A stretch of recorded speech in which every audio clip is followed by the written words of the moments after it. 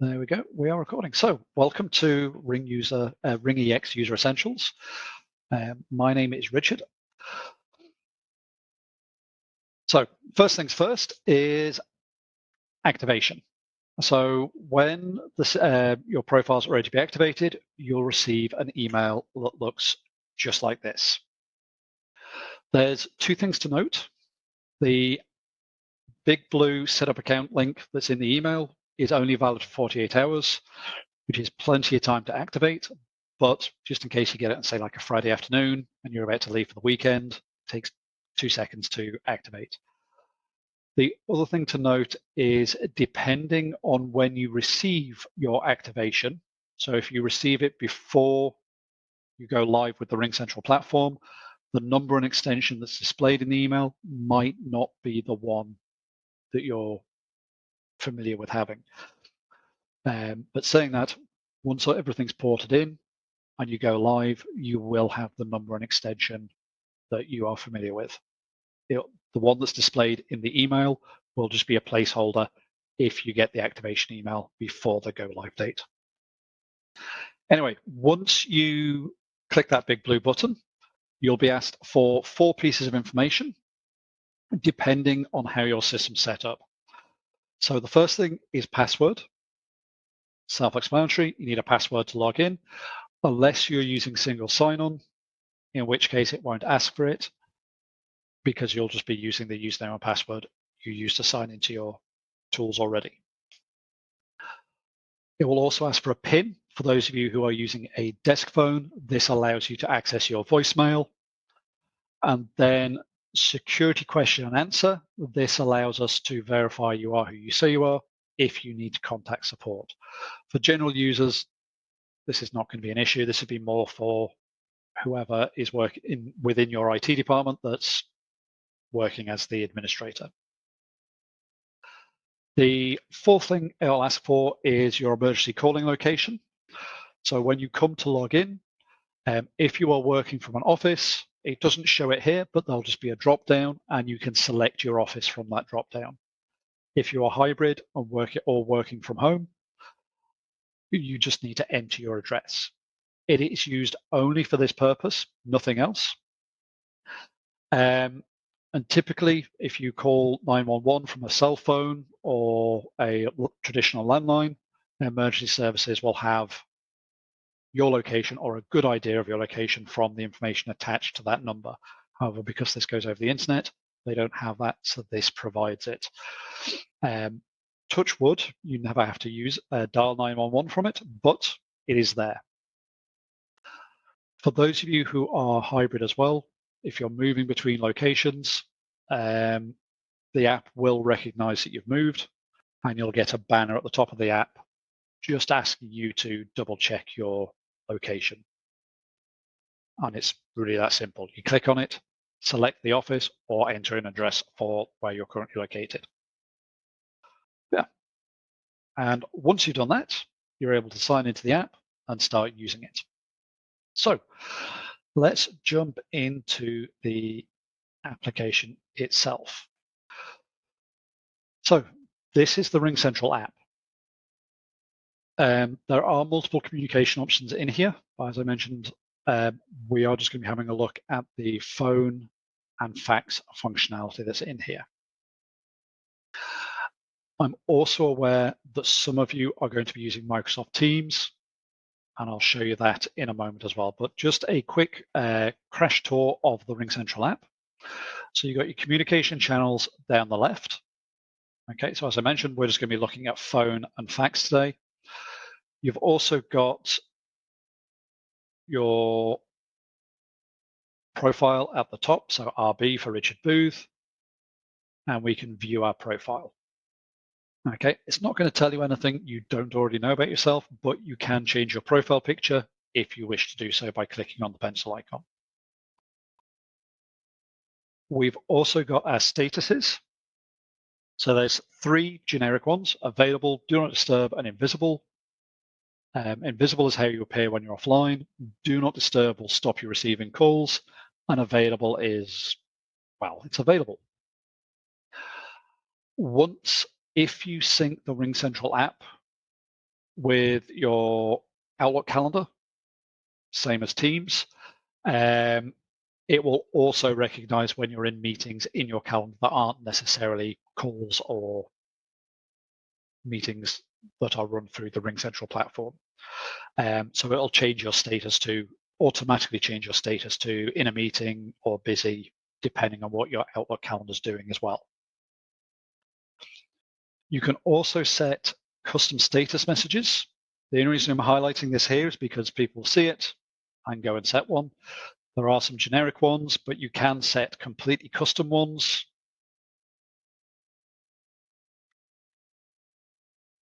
Okay, and you can see here in the chat, it's come up next to my name.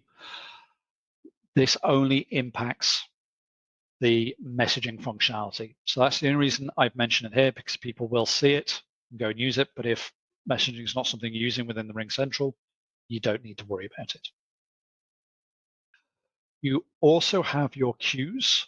First toggle here is to be able to accept calls from queues. As you can see, I can, and now it's off. If you are part of multiple queues, so if you're part of multiple queues, this toggle will turn all of them on and off. If you are part of multiple queues and you just want to turn specific queues on and off, you go to your manage queues. Now here, I'm only a member of one queue, but they'll all be listed there. So really generic example, customer support and sales. Customer support queue is really busy. Sales is really quiet. You can turn the sales queue off to focus on customer support to help bring that down, but you'll be able to turn them all on and off individually. Okay. But you can join and leave your queues there.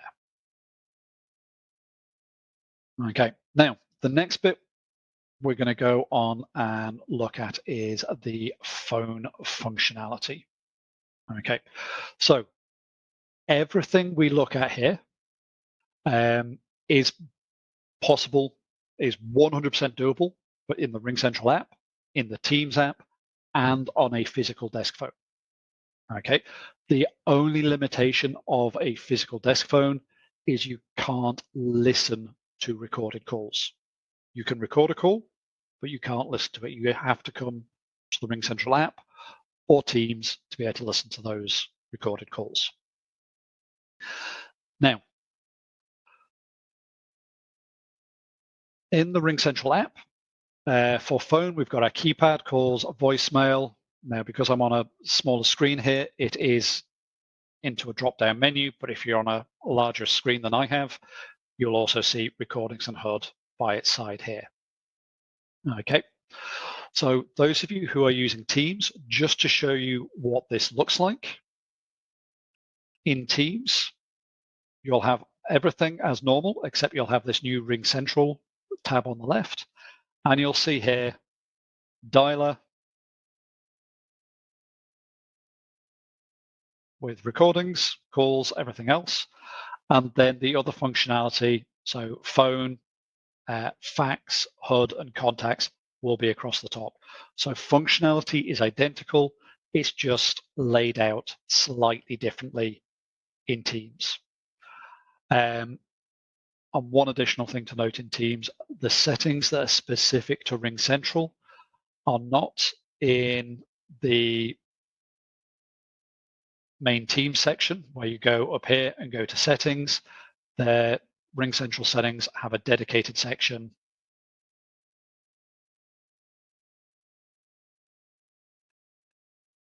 in the RingCentral portion under here. And you'll be able to see your profile like I just showed you in the RingCentral app, but you'll have your settings as well. Okay, functionality is identical though, just layout is slightly different. Right, so most important part of the phone functionality is making a call.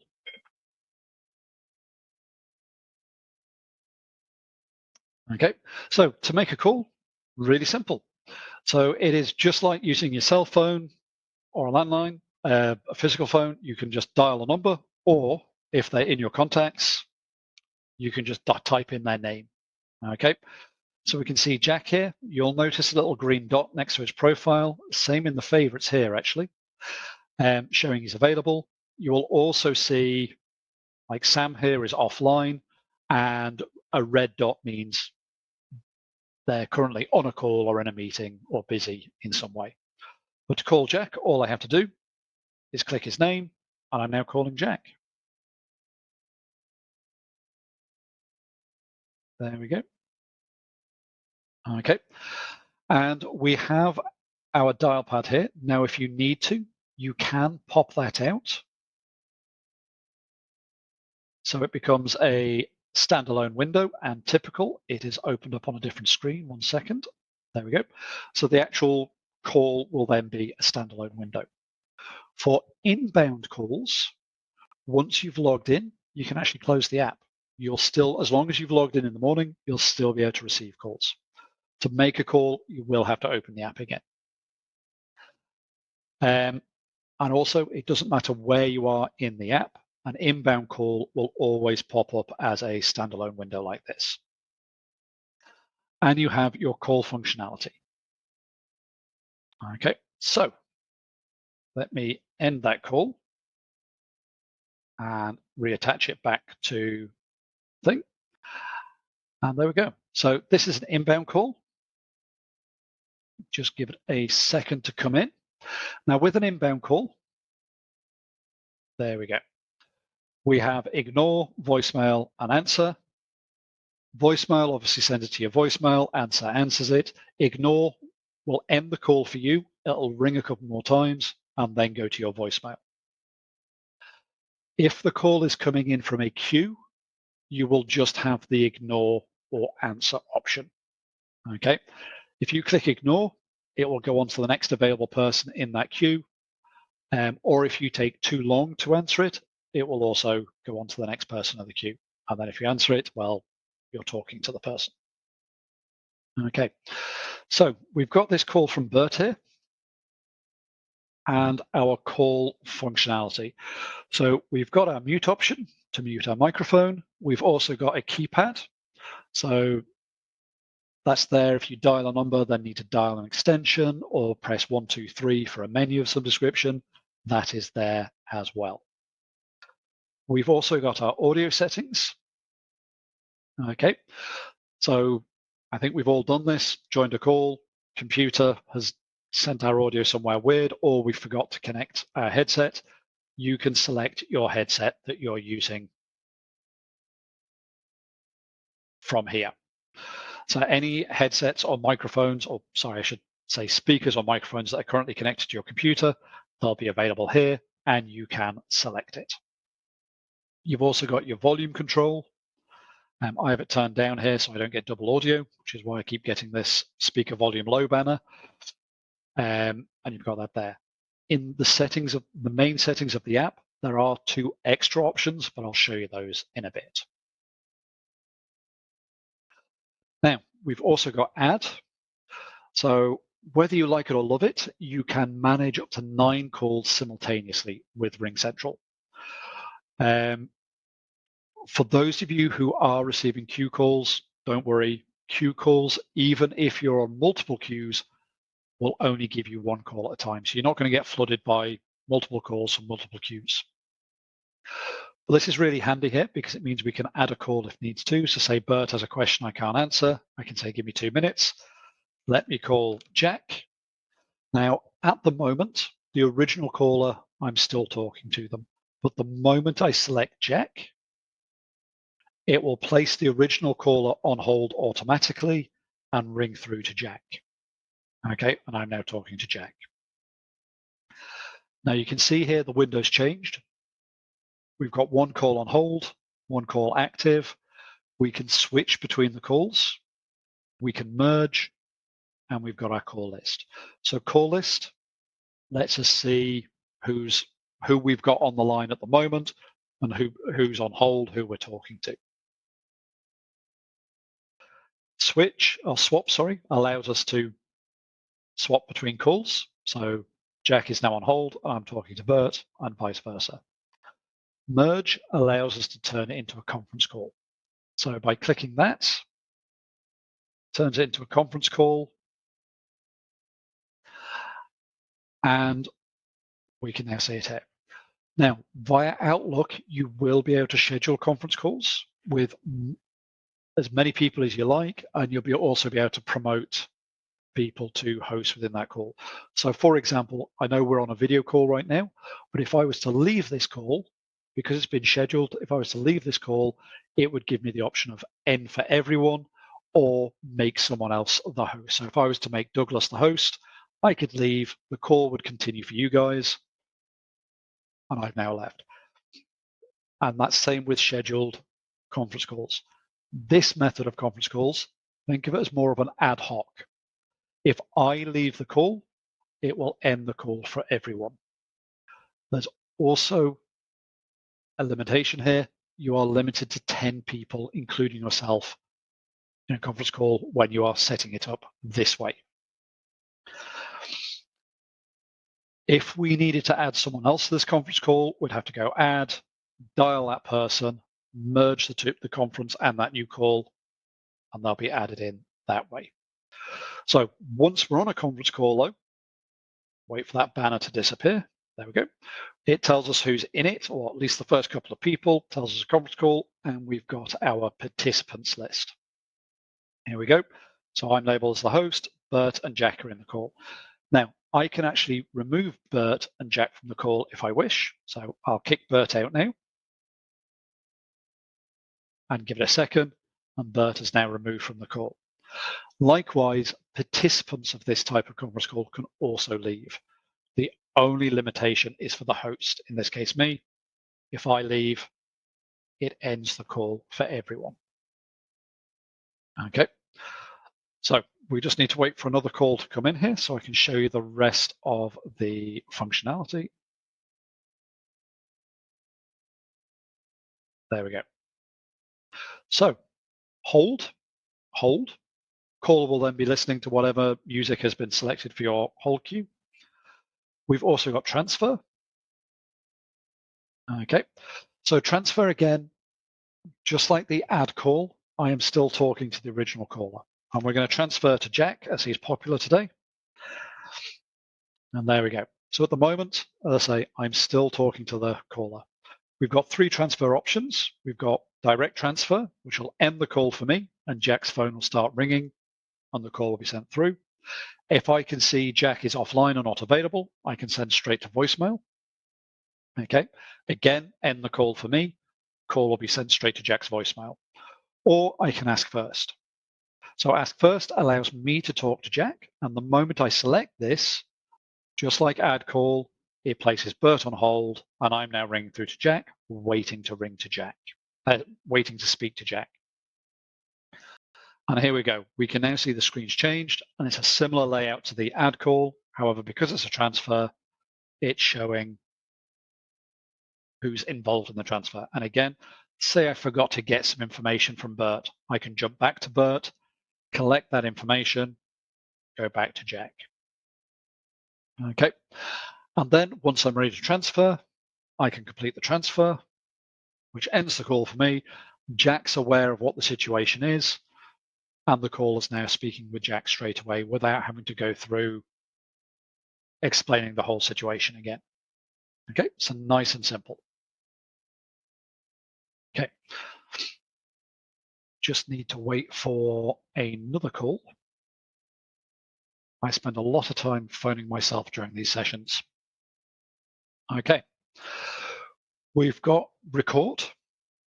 Now you can manually record calls. Okay, however, if you are part of a queue where call recording is on by default, when you join one of those calls, it will say recording. But if it's a direct call or automatic recording is not turned on, you can initiate recording. Okay, and say, for example, you need to collect personal information, I don't know, credit card details, you can pause that recording, collect those details, and then start the recording again. Oops, there we go. Even if you've got multiple pauses within your call, or I stop the recording permanently now, the recording will not generate until I end the call, and then I'll take all the sections, glue them together. So that bit where you've paused it will just be a short 1-second gap in the final recording. And for manual calls, once you end the call, it will appear in your recordings section. Okay. If it's a recorded call from a queue, you won't see it in your dashboard. It will go to the storage location for the queue. You've also got Park. Okay, so a little bit of a niche feature, but Park is really handy. So say, for example, Bert here wants to speak to Peter, and I can see Peter's just got up from his desk and snuck off to the kitchen to go and grab a drink. I can say, give me 2 minutes. I'll place you on hold. I click Park, and I will get this Park location. So the call has now ended for me. The caller is now listening to hold music. I can now nip over to the kitchen. So, hey, Peter, Bert's on the phone for you. He's in location 826. Peter can then go to his mobile app, desktop app, or desk phone and dial star 826 and pick up that call. Okay. Now, to preempt the question, what happens if Peter does not pick up that call? Any parked call, if it's not picked up within a couple of minutes, will be redirected back to the person who parked it. Okay, so there's no risk of someone being left in that park location for hours at a time. Okay, so just to be aware of that. Okay, so I'm just going to end this call. We will have a couple more calls in a little bit, but I'm just going to end that call just to free it up and clear the park location. There we go. Right, the other thing you can do is when you are making an outbound call, you can also select your caller ID. Depending on how this is set up, you may have 2 or more options available to you. By default, it'll be your main company number, and normally the other option is your direct number. Now, as this is a training account, I have a ridiculous number of numbers here. But say, for example, I'm calling a client, or say it's lunchtime, I'm giving my wife a quick call. I can switch over to my direct number. Therefore, the person calling, if they've got me in their contacts, they know who I am. Once I've ended that call, it will automatically jump back to the default number, which is the main company number. So the next call, I'm not going to be giving out my direct number. Okay. Now, before we dive into the rest of the tabs, we've got favorites. Think of favorites as your speed dial. For internal things, really handy because you can see people are online, offline. So if I wanted to call Susie, I can see she's online. Jack, for some reason, has gone offline.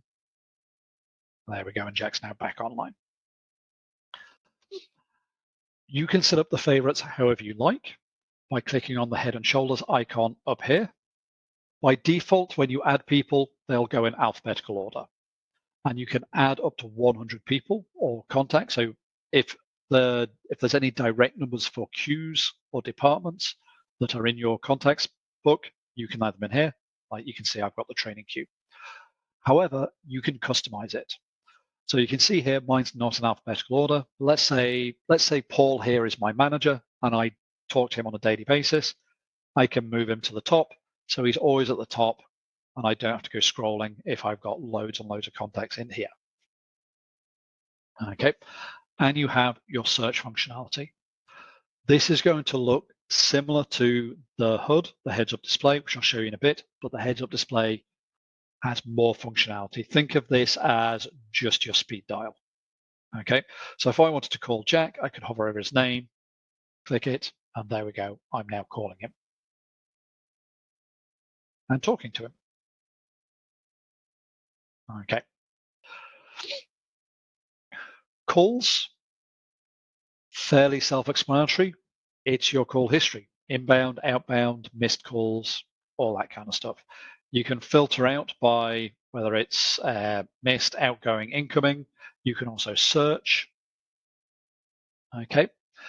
You'll also notice that Bert here has an icon next to his name, and I'll explain that when we get to contacts in case anyone's wondering what that icon's for. And again, just like the favorites, if you hover over their name, you can select them. They'll give you a bit of information about the call, but you can also call them back directly from here as well. Voicemail. Okay. All your voicemails will be stored here. You will also get an email notification to say you have a new voicemail. Okay, and when I say voicemail, I mean voicemails from direct calls. Voicemails for queues will go to the manager of that queue. Depending on how your system is set up, that email notification may also have the voicemail attached and a transcript attached. Okay, but if not, you can come to the app here and you can see both. I really like the transcript because when I log in the morning, I normally have a few voicemails waiting for me. I can quickly scan through and decide, do I need to call them back now or can I sneak off and have my morning coffee? So it's a good way of getting an idea of what the voicemail's about. But from here as well, you can also download and share the voicemail if that's something you need to do as well. And you can also delete it if you no longer need that voicemail. Okay, there are only two ways in which a voicemail will be deleted. That is if A, you manually delete it yourself, or B, you reach the 200 voicemail limit. Once you reach that limit, you will still be able to receive voicemail. However, overnight, the system will process it. So say at the end of the day, you've got 230 voicemails. At the overnight, the system will process it and remove the 30 oldest voicemails. So when you log in the next day, you're back to 200 voicemails. So it's only the oldest voicemails that are going to be removed in that situation. Okay. Now, the next one is recordings. Okay. So just like voicemail, you'll receive an email notification. However, recordings will not be attached to the email. Because depending on the length of the call, those recordings files can get quite large. So it's just an email notification. You can come in here, you can see the recordings. You can see I get a lot of calls from Bert. And you can come in here, pardon me, you can come in here and you can listen to that recording and you can download it as well. Now, the big difference is with voicemails is we only hold recordings for 90 days. So if you need to keep hold of that recording, make sure you download it. Okay. And again, this is direct calls. If it's a queue call that's recorded, that will be stored with the queue.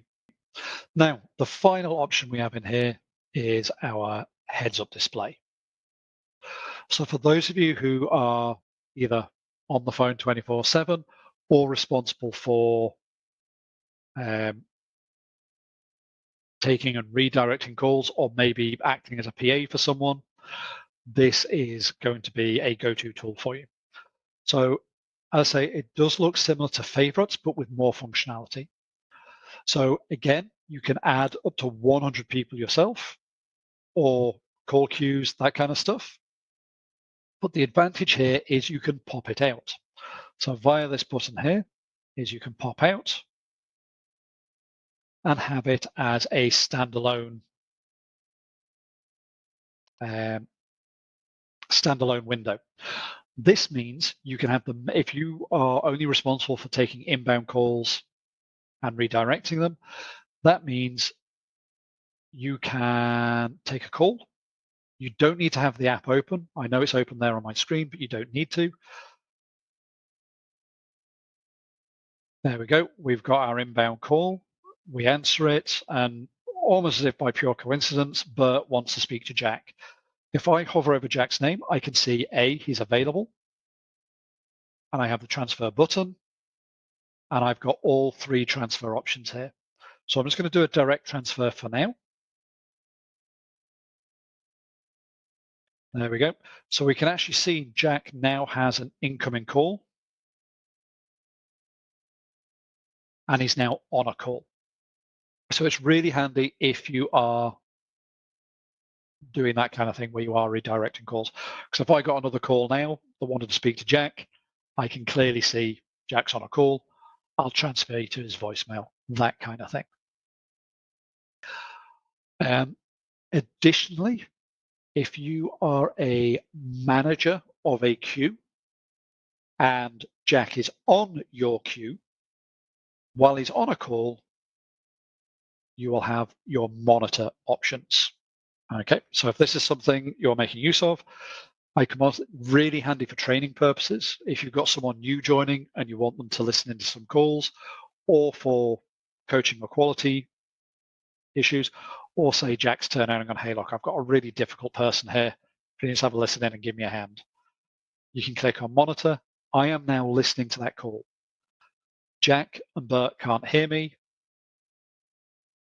I'm just listening. But if I need to, I can whisper. So Jack can hear me, but the caller can't. I can barge, which means both Jack and the caller can hear me. And I can take over.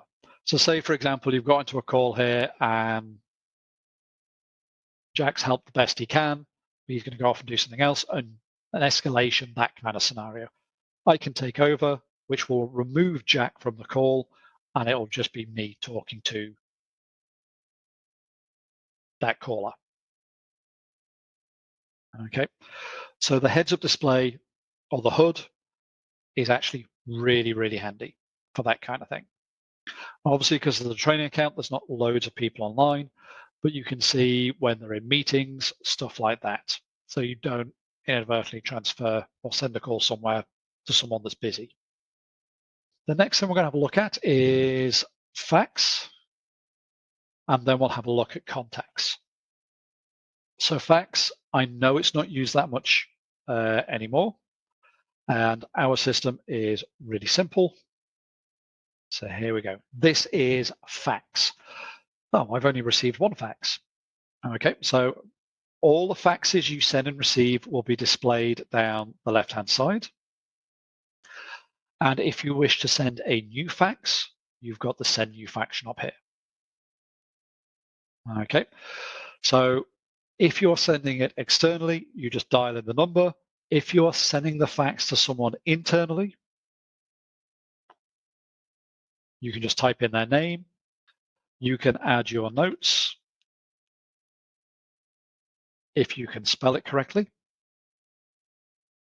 And then you can attach the document that you want to fax to someone. One thing to note as well is if your computer is attached to a scanner, either physically via cable or on your network, you will also see a scan option here as well. Okay, but you can go and attach a document. Give me 1 second. I will just grab one here. Okay, you can attach a document. There's no real limit to size. There we go. So I've attached a PDF. Sorry, well, there is a limit of 50 megabytes, but if you're just sending documents, this is a multi-page PDF, so you can see it's quite challenging to reach that 50 meg for faxes. Then you have a choice to send now or send later. Send later will allow you to pick the date and time that fax is going to be sent. I have set them up 10 years in the future and it hasn't refused it. Kind of hope it will go through, but there's no limitation as to how far ahead into the future that you're sending it. Or we can just send now. So we'll do that. And there we go. We can see that fax is now processing. Once it's processing, it will then send. Depending on how large the document is, will depend on how long it takes to process. Both sent and received, you can view a bit of information. And if you want to view the actual fax for a received one, you just hover over and there's an eye icon. And same, once you select it, there's an eye icon here. And it will, of course, it opens again on another screen, but it will open as a PDF. You've got your cover page, and then you have whatever was faxed. Okay, I happen to put my phone on top of the scanner and send it that way. Yeah, and then you can download, save as needed. Okay, so sending a fax is really that straightforward. So let's have a look at contacts. Okay, I know some people may ask, it's got the options to sync your contacts here. I'm going to ignore that for a moment, and I'll show you it in a little bit via the settings within the app. So contacts is broken down into three parts. Company, this is everyone within your organization. Guests, and personal. Okay, so company, as I said, is everyone within your organization. You can search and you've got your contact options from there. So say, for example, Bob Smith. There we go. We've got our contact options. Guess. I'm going to come back to in 1 second. Personal. So here we go. Personal is where you can add your own contacts. Okay, all you need to do is click on the plus icon and you will have, because I've got some admin permissions here, I've got 2 additional options, but you will just have create new contact and you can add as much or as little information as you wish and then click save. And that will then be your personal contact. Okay. So say, for example, Peter goes looking for Bert, you won't be able to find them because he's my contact. Likewise, if you sync your contacts from Outlook, they will show as personal contacts to you. Guests are slightly different. So guests tend to be external numbers. Okay, so say there are contractors or vendors that are external to your organization that people within your organization need to be able to contact, they can be added as guests. However, one thing to note is guests are controlled by the people that are acting as administrators on your RingCentral platform. So they will have to add and remove them as needed.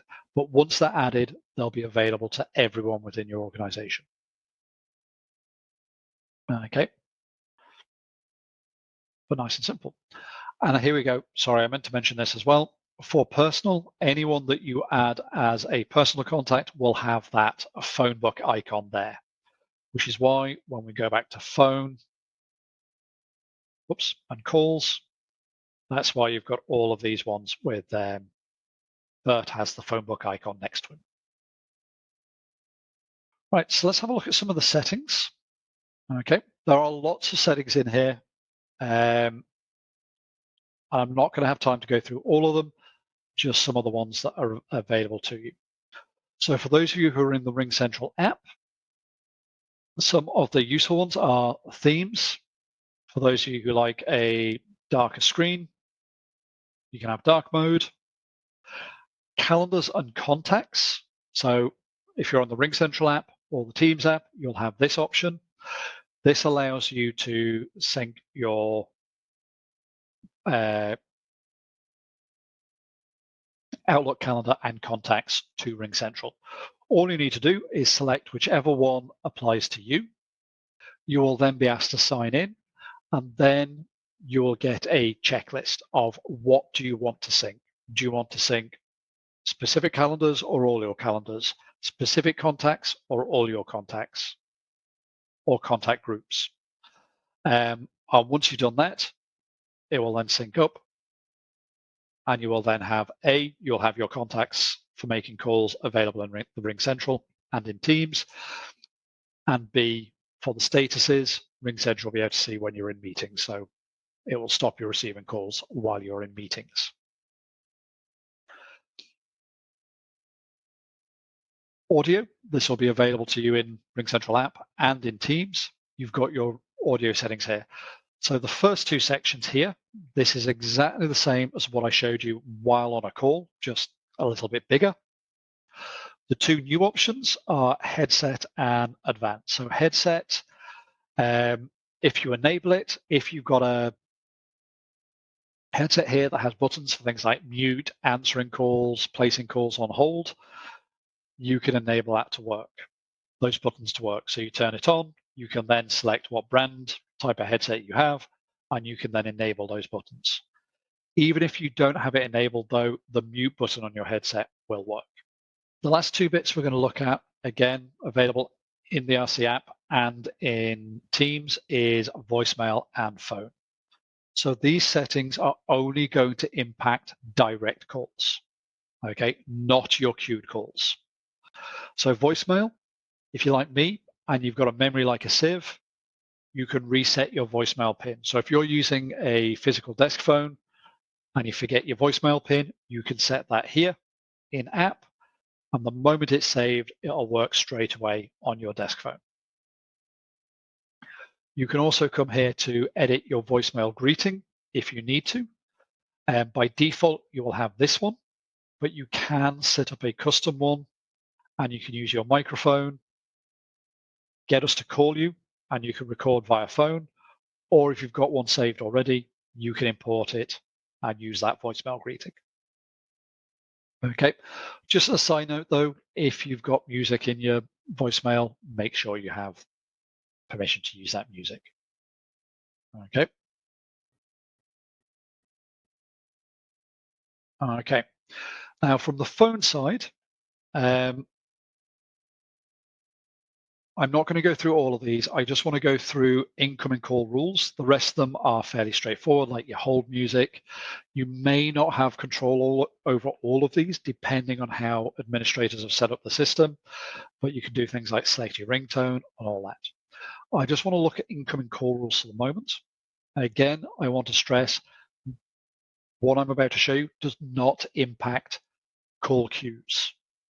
Okay, it only impacts your direct calls. So workday, we've got working hours and after hours. You can set up your schedule in here. And then during those hours that you're working, this is what will happen to a call that comes in. Okay, so say, for example, you set your schedule to end at 1 p.m., but you're actually still working, you'll still receive queue calls. It's just you won't receive direct calls. So you can set up your schedule, and then this is what happens to a call that's coming into you. So call that comes into me will get a message to say we're connecting you.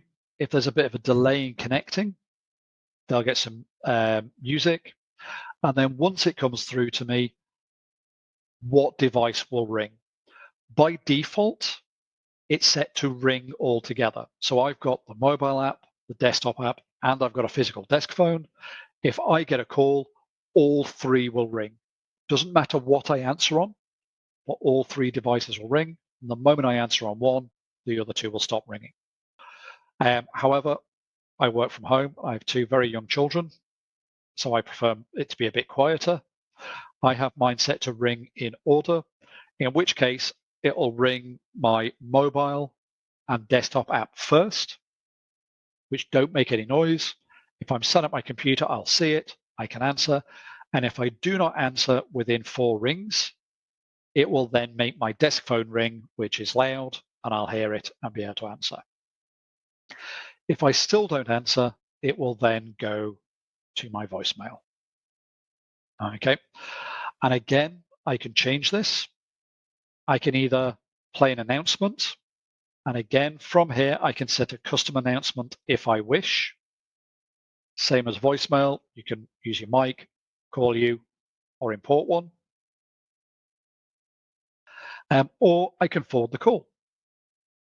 Okay, so say I know I'm going to be out for the day, I can forward the calls to my mobile. Okay, and just dial in the number, set it, and as long as I remember that once I'm back, I set it back to send the voicemail. Okay, so all really handy functions. So let's save that. But here's the bonus. If you're like me and forget to shut your laptop down at the end of the day, or you're using the mobile app, it's got after hours as well. So I have mine, oh, well, this is not how I usually have mine set up. So by default, it will actually be set to voicemail. So any calls that come in after your work hours will automatically go to voicemail. Okay, so that means if you've got the RingCentral app on a personal cell phone, you're not going to get work calls after your work hours. Okay, but you can set it to ring your devices as well, or go straight to voicemail, forward the call to another number, or play an announcement. Okay, really simple.